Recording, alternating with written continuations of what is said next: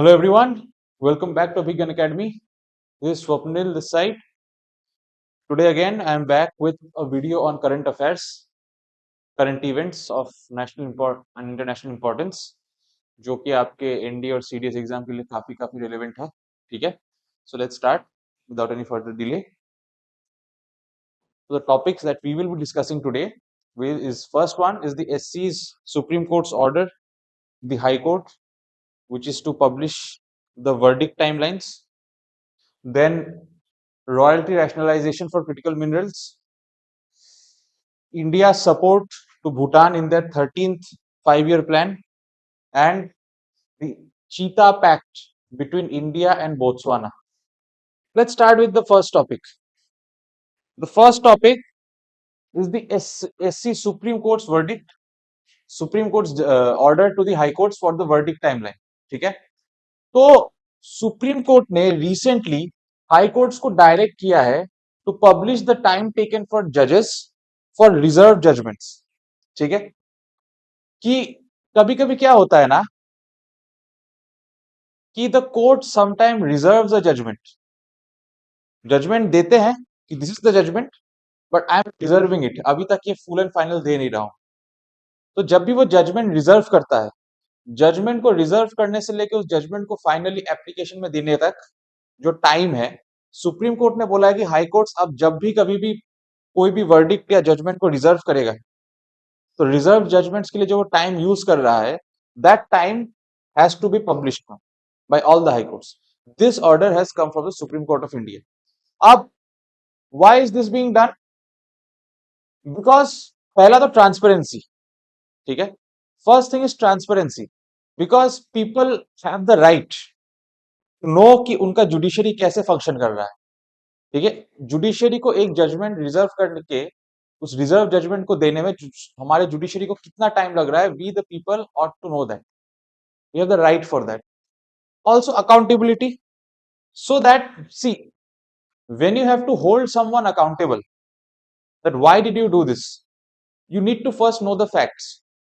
So if I have to hold the judiciary accountable for a late judgment, it is important that I should know that how much time they are taking for judgments. ठीक है, so it gives accountability and also public trust, because see, अगर public को idea ही नहीं होगा कि court time कितना ले रहा है एक जजमेंट को देने में, या फिर कोर्ट कितने देर के लिए जजमेंट रिजर्व करके रखता है, ठीक है, people will start losing the trust in judiciary कि यार ये कैसे लोग हैं, जजमेंट रिजर्व करके रख देते हैं, अभी आज देंगे कल देंगे, ये कैसे कब तक चलेगा.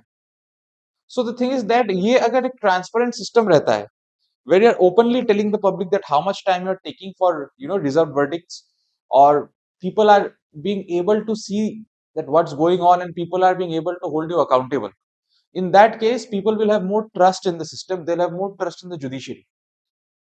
अब केस क्या था, हुआ ये है कि जो झारखंड का हाई कोर्ट है, झारखंड का हाई कोर्ट ने 2-3 साल के लिए वर्डिक्ट्स को डिले करके रखा है. We are reserving the judgment, judgment ready है but I am reserving it, मैं दे दूंगा थोड़े दिन बाद. ठीक है, अब थोड़े दिन बाद बोल के उसने 2-3 साल का टाइम लगाया, 2-3 साल लेट कर दिया.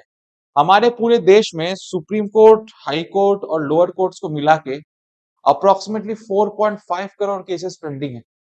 ठीक है, ये जो पेंडिंग केसेस है ना, इसमें से हजारों केस ऐसे हैं जिनका जजमेंट ये जजेस रिजर्व करके रख देते. अब सुप्रीम कोर्ट ने बोला है कि आइडियली हाई कोर्ट्स को ये करना है कि जो जजमेंट रिजर्व किया है आपने, वो जजमेंट आपको 6 हफ्तों के अंदर अंदर आपको दे देना, उससे ज्यादा लेट मत करिए. अब ट्रांसपेरेंसी इश्यूज क्या है यहाँ पे, हाई कोर्ट्स के जो वेबसाइट्स है उसमें एक तो आपको ये नहीं दिखेगा कि कितने केसेस जजेस ने रिजर्व करके रखे हैं. जो रिजर्व जजमेंट्स है, high court websites do not tell you that how many reserve judgments are there. High court websites also don't tell you कि कितने टाइम से रिजर्व करके रखा हुआ है. और तीसरा कि ये अपलोड कब हुआ है, ये केस जो रिजर्व केसेस है, ये अपलोड कब हो रहा है, कैसे हो रहा है, वेबसाइट कैसे चल रहा है, नोबडी नोस. इससे क्या होता है कि ट्रांसपेरेंसी का प्रॉब्लम आ जाता है कि what is the transparency in the judiciary. The judiciary is not telling you that for how long they are reserving a judgment. The judiciary is not even giving you the number ki how many cases have been reserved till now. तो ये एक बहुत बड़ा transparency issue होता है। Public को information का access नहीं होता, एंड जब भी पब्लिक को इंफॉर्मेशन का एक्सेस नहीं होगा, people will start losing trust in the system. अब सुप्रीम कोर्ट ने बोला है कि एक डैशबोर्ड सिस्टम चाहिए सारे हाई कोर्ट से। हाई कोर्ट के वेबसाइट पे सबसे पहले जिस डेट पे जजमेंट को रिजर्व किया है वो डेट लिखो, ठीक है।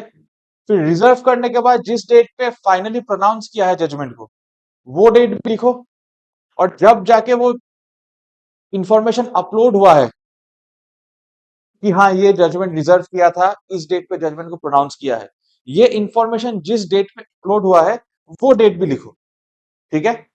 अब ये जो ऑर्डर है ये कौन से जजमेंट्स को कवर करता है, ठीक है। जो भी जजमेंट्स जनवरी 31 2025 के बाद रिजर्व हुए हैं, या जो भी जजमेंट्स अक्टूबर 31 2025 के बाद प्रोनाउंस हुए हैं, इन जजमेंट्स पे एससी का ये ऑर्डर वैलिड होगा। अगर इन डेट्स के पहले कोई भी जजमेंट रिजर्व या प्रोनाउंस हुआ है, उन जजमेंट्स पे this particular Supreme Court order will not hold valid, ठीक है। अब इसके लिए यूनिफॉर्म नेशनल मैकेनिज्म चाहिए। What is meant by an uniform national mechanism? एक मैकेनिज्म जो सारे हाई कोर्ट्स के लिए सही, हाई कोर्ट हर स्टेट का अलग होता है, सबका अलग वेबसाइट है, बट जो डैशबोर्ड है एक यूनिफॉर्म होना चाहिए। The dashboard should have a common blueprint for all websites of all the high courts. अब चैलेंज क्या होगा, ठीक है। चैलेंजेस एंड इंपैक्ट्स देखते हैं।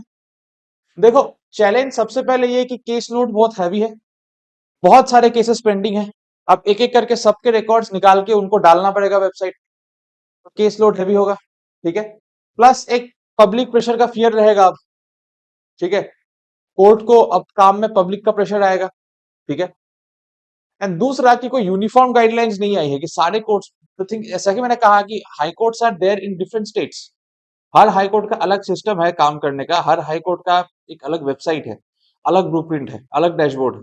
तो एक यूनिफॉर्म सिस्टम देना पड़ेगा ताकि सब सेम काम ढंग से कर पाए। अब इम्पैक्ट क्या होगा? इम्पैक्ट ये है कि जो लिटिगेंट्स है, लिटिगेंट्स यानी वो लोग जिन्होंने कोर्ट में लिटिगेशन या केस फाइल किया है, ठीक है, उनका जस्टिस थोड़ा डिले होगा। डिले इसलिए होगा क्योंकि अब जजमेंट देने के पहले first the records have to be uploaded on the website. तो रिकॉर्ड अपलोड होके उसके बाद जजमेंट आने में, सब कुछ क्लियर आउट होने में टाइम लग जाएगा, तो लोगों का जस्टिस थोड़ा डिले हो सकता है, दैट्स अ प्रॉब्लम। हाईकोर्ट में चेंज क्या होगा? हाईकोर्ट का जो इंफॉर्मेशन सिस्टम है, the information that the high court is providing us, that information system will undergo a redesign, a revamp. And the जजेस, ठीक है, जजेस का परफॉर्मेंस एक विजिबिलिटी मिल जाएगा हम लोग को। कौन सा जज कितने जजमेंट्स को प्रोनाउंस करता है, कितने जजमेंट रिजर्व करता है, कितना टाइम वो लेता है, ठीक है। एंड पब्लिक के लिए ये होगा कि अभी तो थोड़ा जस्टिस में टाइम लगेगा, लेकिन but once this thing is implemented, तब कोर्ट पे प्रेशर रहेगा कि आप जजमेंट को ज्यादा देर के लिए आप नहीं कर सकते हो डिले, आप ज्यादा देर रिजर्व नहीं कर सकते। And because of that with time in long run, जो आर्टिकल 21 है हमारा, which which is right to life, right to life also includes the right to get timely justice. Right to life में ये भी आता है कि हमें हमारा जस्टिस टाइम पे मिले, देर ना हो जाए, है ना, कि बड़ी देर कर दी मेहरबा आते आते, वो वैसा सीन ना हो जाए किसी के साथ, ठीक है। तो this is what the public will get now. अब ये चीज अभी क्यों हो रहा है? पहला चीज तो ये कि चीजें अब डिजिटल होने लगी है कोविड-19 के बाद, एवरीथिंग इज डन डिजिटली। तो जो डिजिटल ट्रांसपेरेंसी है वो बढ़ाने का एक तरीका है, स्पेशली आफ्टर कोविड ये बहुत ही प्रेवलेंट हो गया है हमारी society. Almost everyone in India has digital access now, a huge population, ठीक है। I would say it is a very very big success of the the whole Indian digital system, ये इतना बड़ा कवरेज कर पाया। Plus over the last decade, last 10 साल में cases में डिले बहुत हो रहे हैं, केस का जजमेंट आने में बहुत ज्यादा टाइम लग रहा है, वो भी सॉल्व होगा। एंड दूसरा, ये रिसेंट सुप्रीम कोर्ट ने लास्ट ईयर 2020-24 में कुछ ऑब्जर्वेशंस किए थे कि यार ये सही नहीं हो रहा है। एंड इसके बाद से सुप्रीम कोर्ट का फोकस और बढ़ गया इस चीज।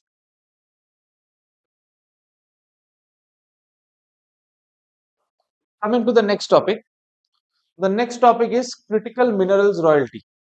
ठीक है, अब cabinet approved rationalised royalty structure for graphite, caesium, rubidium and zirconium. तो अब देखो, चीज ये है कि इंडिया में अगर आप क्रिटिकल मिनरल्स की माइनिंग करते हो, critical minerals like graphite, caesium, rubidium, zirconium, these are critical minerals. ठीक है, इन मिनरल्स का अगर आप माइनिंग करते हो इंडिया में, आपको गवर्नमेंट को एक रॉयल्टी देना पड़ता है। ठीक है, just because you are getting the special type of minerals out of the system. अब इससे क्या होता है ना, ये रॉयल्टी कभी कभी इरेशनल हो जाता है बहुत, like it's a very huge amount that you have to पे।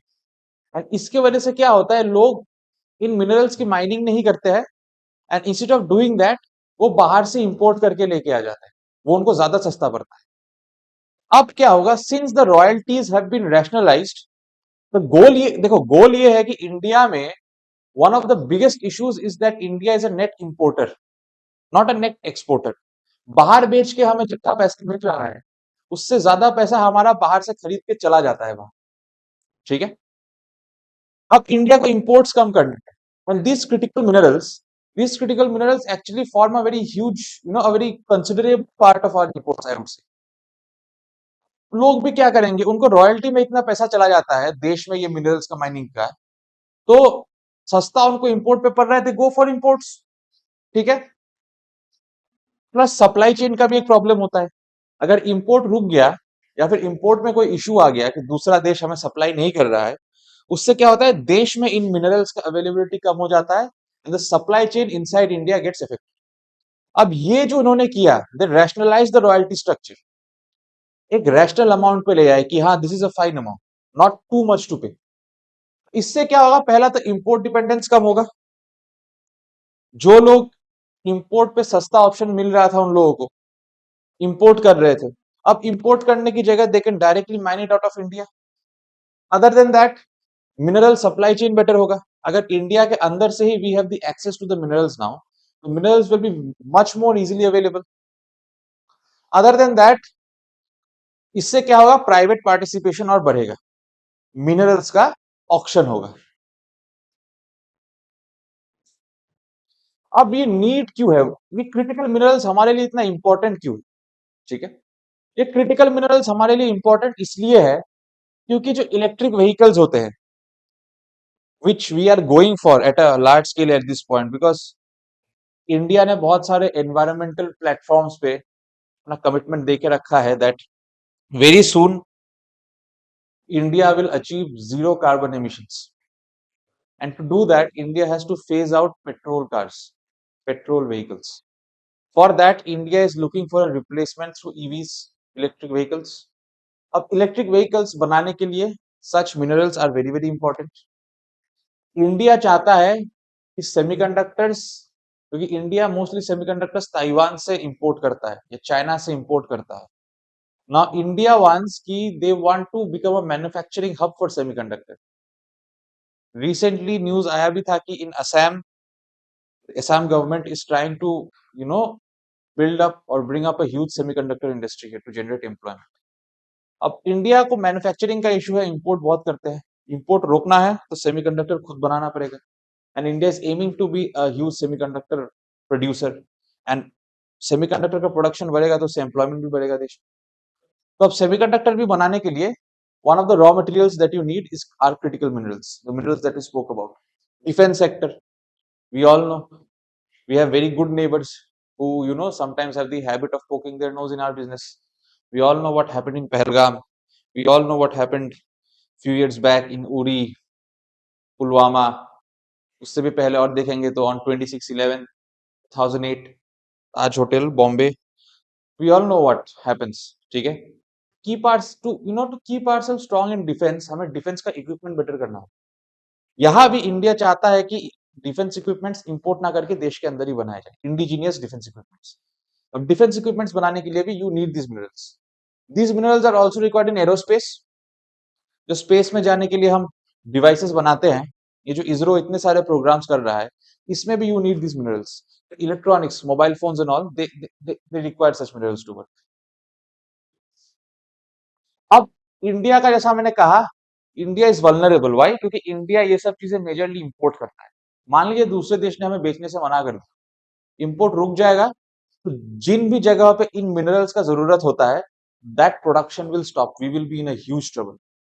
अब रिसेंटली ये 2023 का जो एमएमडीआर अमेंडमेंट हुआ था, ठीक है, उसने क्रिटिकल मिनरल्स के लिस्ट को एक्सपांड किया था कि जितने मिनरल, मान लो कि पहले 10 मिनरल्स को अगर बोला जा रहा था क्रिटिकल मिनरल्स, अब उससे ज्यादा को बोला जाता है। The number of minerals that have been put in the list of critical minerals is now larger. ये साइज बड़ा किया गया था 2023 के एमएमडीआर अमेंडमेंट, ठीक है। प्लस एक रैशनल लॉयल्टी इसलिए चाहिए क्योंकि बिडिंग को कंपेरेटिव करना है। जो ऑक्शन होता है इन मिनरल्स का, वहां पे बिडिंग बेटर हो, क्योंकि रॉयल्टी इतना ज्यादा होता है कि कोई बिडिंग करने आता ही नहीं है यहाँ। Everybody goes for the import option. अब रॉयल्टी का स्ट्रक्चर देखते हैं, ठीक है। For example graphite, graphite we all know, graphite is an allotrope of carbon, it's a form of carbon, ठीक है। अब ग्रेफाइट में अगर कार्बन 80% से कम है, 4% रॉयल्टी देना पड़ता है सेल प्राइस के ऊपर, और कार्बन कंटेंट अगर 80% से ज्यादा है, 2% देना पड़ता है। On the other hand caesium और रूबिडियम के लिए सेल प्राइस है, सेल प्राइस पे 2% का रॉयल्टी देना पड़ेगा। And zirconium is ad valorem basis. Ad valorem आप लोगों ने इकोनॉमिक्स में पढ़ा होगा, it is a value added thing, like a value added tax. जितना वैल्यू होगा जर्कोनियम का, उस बेसिस पे टैक्स लगेगा। उस वैल्यू ज्यादा होगा हायर परसेंटेज, वैल्यू कम होगा लोअर परसेंटेज ऑफ टैक्स, ठीक है। और it is link to the sale price, not ton based fixed rates. कोई फिक्स रेट नहीं है कि 1 टन का इतना प्राइस चल रहा है अभी इस मिनरल का, तो इस पे इतना परसेंट फिक्स लगेगा रॉयल्टी। नो, जो भी सेल प्राइस होगा उसका मार्केट में, जितना आप बेचोगे, whatever amount you sell, जो एवरेज सेल प्राइस होगी, आप अलग अलग क्वांटिटी अलग अलग प्राइस पे बेचोगे, तो जो एवरेज सेल प्राइस होगा आपका, एवरेज सेल प्राइस पे आपको रॉयल्टी का परसेंटेज देना पड़ेगा। It's a more uniform way, as you can see now, it is a more uniform way and it is more flexible as well. पहले ये था कि बिडर्स आते नहीं थे, क्यों? क्योंकि फिक्स चार्जेस थे। अगर कम बेचोगे तब भी ज्यादा पैसे दो, ज्यादा बेचोगे तब तो ज्यादा पैसे दो ही। But now the thing is that कि आप जितना बेचोगे आपको उसी पे उतना परसेंट देना पड़ेगा। Because of this auction used to be hindered, they used to be unclear, कौन ही लेगा, everyone was discouraged to go into it. अब रिफॉर्म से क्या हो रहा है कि अब डोमेस्टिक एक्सप्लोरेशन बढ़ेगा। Rather than going for the import option, people, businesses, industries will now explore these minerals in a domestic manner. Import dependency कम होगा, ठीक है। इंपोर्ट डिपेंडेंसी कम होगा क्योंकि अगर तुम चीज खुद ही बनाने लग गए, तुम्हें बाहर से लेने का क्या जरूरत। ऑल्सो स्ट्रेटेजिक ऑटोनॉमी, इंडिया जो भी इन सब इंडस्ट्रीज से रिलेटेड स्ट्रेटेजीज बनाती है, वो इंपोर्ट्स के बेसिस पे बनाती है कि जितना इंपोर्ट हो रहा है उसी बेसिस पे स्ट्रेटेजी होगा। तो होता क्या है, आपके स्ट्रेटेजी में कोई ऑटोनॉमी नहीं होता, ये आपकी मर्जी नहीं होती। दूसरा देश जितना जैसा सप्लाई कर रहा है, उसी के हिसाब से आपको स्ट्रेटेजी बनाना पड़ता है। But as soon as you start getting the minerals out of your own territory, होगा ये कि आप अपने मर्जी के मालिक बन जाओगे। Whatever strategies are made regarding these industries in the country will be autonomous, they will be sovereign, they will be on their own conditions and terms. Beneficiaries, private miners को इसका बेनिफिट मिलेगा। Y? Because price का एक predictability मिलेगा, government के लिए better होगा क्योंकि गवर्नमेंट को एक स्टेबल रेवेन्यू मिलेगा। And EVs, aerospace, electronic sector में बूम आ जाएगा। अब इंपैक्ट कहां कहां हो रहा है? ग्रेफाइट के जो स्टेट्स है, झारखंड एंड अरुणाचल प्रदेश, यहाँ यहाँ ग्रेफाइट मिलता है, यहाँ पे इंपैक्ट होगा। जर्कोनियम केरला और ओडिशा में मिलता है, वहां पे होगा, ठीक है। ये जितने भी 3-4 मिनरल्स है, इन सब का फ्यूचर में ऑक्शन होगा and in a very clear and better manner, ठीक है। क्योंकि अब देखो, सीजियम और रुबिडियम जो है, इंडिया का 100% of caesium and rubidium is imported from outside. देश के अंदर से कुछ नहीं निकलता है, ठीक है। प्लस जो हाई ग्रेड ग्रेफाइट है, जो ईवी के ईवी में it's electric vehicle so it will have electrodes. तो ईवी में जो एनोड बनता है वो ग्रेफाइट से बनता है।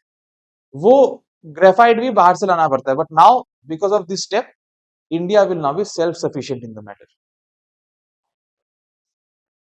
Coming to the next news, India Bhutan in the 13th 5 year plan. FYP means 13th 5 year plan. ठीक है, इंडिया भी पहले 5 year प्लान्स लाता था। ये बेसिकली एक इकोनॉमिक प्लान होता है अगले 5 साल के लिए। But now India does not have 5 year plans. The planning commission has been replaced by the NITI Aayog. ठीक है, तो भूटान ने रिसेंटली अपना 13th 5 year प्लान रिलीज किया for the time period of 2024 to 2029। ठीक है, इंडिया ने भूटान के 13th FYP के लिए अपना सपोर्ट रीअफर्म किया है। बेसिकली एक रीअश्योरेंस दिया है, आपका जो ये इकोनॉमिक प्लान आपने बनाया अगले 5 साल के लिए, उसमें हम अपना सपोर्ट आपको रीअश्योर करते हैं। Whatever help you need for implementing this plan, we will provide that to you to the best of our capabilities. Recently, our Prime Minister, Mr. Narendra Modi, he attended the Kal Chakra event. It was a part of cultural diplomacy because cultural diplomacy is very, very important. एक दूसरे के देश के cultural events को attend करना, it's like a mark of respect कि आप एक दूसरे के देश के कल्चर्स को रिस्पेक्ट करते हो, and that actually keeps the relation between two countries really good.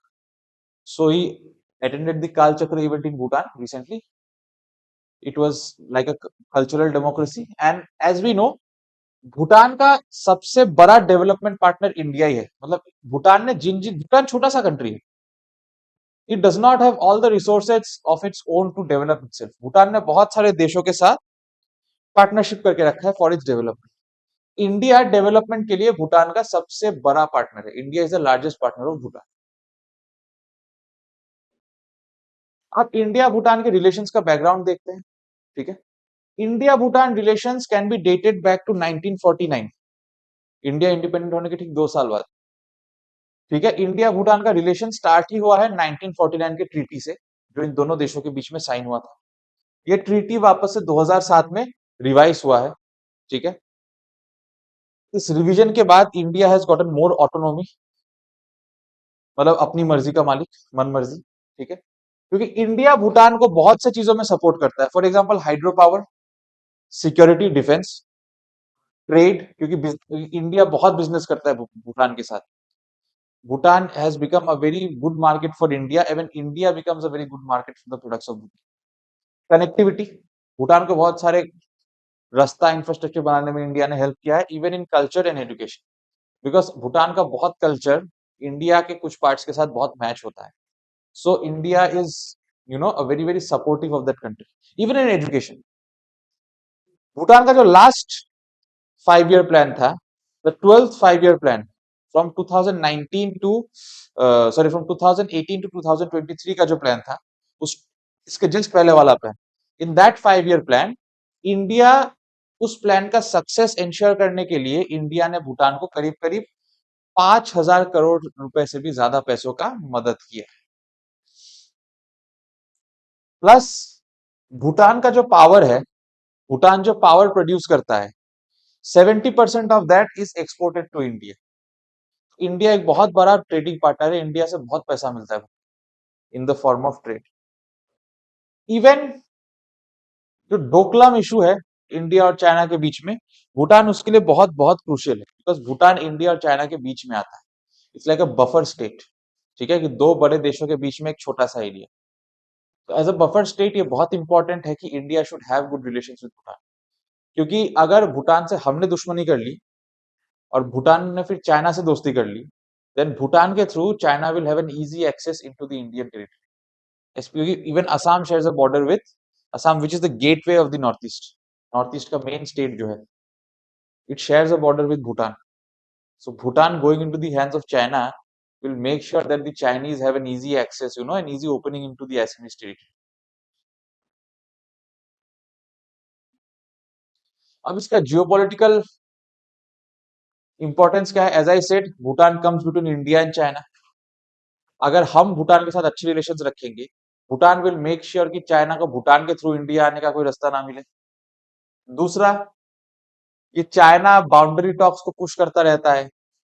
Bhutan जाके चाइना भी इंफ्रास्ट्रक्चर बनाने का ट्राई कर रहा है और बना भी रहा है, टू मेक श्योर कि वो भूटान को अपने साइड से खुश रखे। इंडिया का कॉशियस रहना बहुत जरूरी है। India has to make sure कि भूटान हमसे भी खुश रहे, good enough that Bhutan allow ना करे उनको यहाँ आने के लिए। And as you know, this chicken neck this chicken neck here is the only connecting place between the rest of India and north east. अगर भूटान के साथ दुश्मनी हमने कर लिया, China will have easy access to get through the chicken neck, as you can see in the map. Through Bhutan के through China आराम से चिकन नेक में आके घुस सकता है। And if they take get hold of the chicken neck, the whole northeast will be cut off from India. So it's very important that Bhutan is happy with this. We are having good relations with Bhutan. एक और चीज, India का जो ये development का जो भी पैसा इंडिया दे रहा है भूटान को, ये गुडविल का भी एग्जांपल देता है। That India is a good neighbour. India has a goodwill to help its neighbouring country. अब पार्टनरशिप पिलर्स क्या क्या है? एक डेवलपमेंट डेमोक्रेसी है। जो हिमालयन रीजन है, Bhutan and India both are part of the Himalayan region. India का एक नॉर्दर्न हिस्सा हिमालयन रीजन में आता है, भूटान भी हिमालयन रीजन में आता है, ऑलमोस्ट पूरा का पूरा। ठीक है, तो हिमालयन रीजन में स्टेबिलिटी बना रहेगा। There will be economic integration between two countries, है ना, बिकॉज दोनों को इकोनॉमिक ग्रोथ से फायदा होगा। इंडिया को इकोनॉमिक ग्रोथ होता है तो भूटान को फायदा होगा, भूटान का होता है तो हमें फायदा होगा। And Chinese influence can be countered, as I said. Keeping good relations with Bhutan will make sure that Bhutan does not allow itself to become a path for China to enter India. अब hydro power projects India बना रहा है भूटान के साथ, Tala project, Chukha project, Mangdechhu project. Plus ये जो hydro power project है, भूटान को बहुत रेवेन्यू जनरेट करेगा। And this hydro power project will also generate energy for India. Soft power भी है, the Kalachakra event, Buddhism ties. India is the land of Buddha. Buddhism started here from Bihar. ठीक है, Buddha gave his first sermon, धर्म चक्र प्रवर्तना, at Sarnath in UP, and then he himself attained enlightenment. He attained nirvana under a bodhi tree, बोध गया in Bihar. ठीक है, तो India is the origin of Buddhism and Bhutan का main majority religion Buddhism. So Buddhism becomes a great link between India and Bhutan because Bhutanese people respect India as the land of their god. Plus foreign policy better होता है। जो act east policy है Indian government का, कि north east को use करके make better link with the east Asian and south east Asian countries. The Assam Gelephu link between Assam and Bhutan, उसमें betterment होगा, सिक्योरिटी कोऑपरेशन होगा।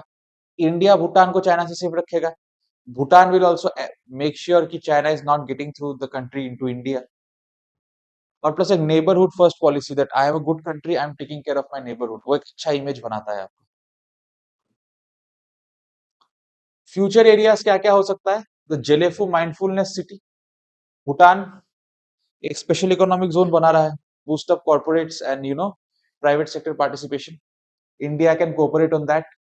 Plus cross border connectivity, India से Bhutan across the border rail lines और road बनाना future में हो सकता है। ये स्टेम मतलब science, engineering, technology, mathematics, education, health, इन सेक्टर्स में इंटर्नशिप कर सकता है।